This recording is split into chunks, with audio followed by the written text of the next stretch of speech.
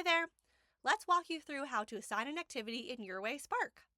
First, select the activity you'd like to use. Next, choose your class or create one if you haven't already.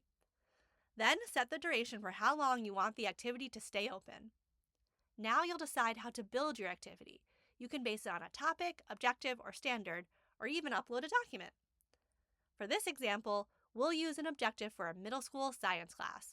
Beans understands even if you don't type in full sentences, but the more detail you give, the better it can shape an activity that matches what you have in mind.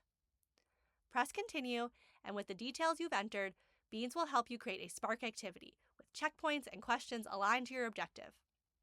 You can edit the activity if you want to, and when you're ready, hit launch. Spark will give you a join code to share with your students. Once everyone's joined, just start the activity, and you're ready to guide learning that's adaptive, engaging, and safe by design.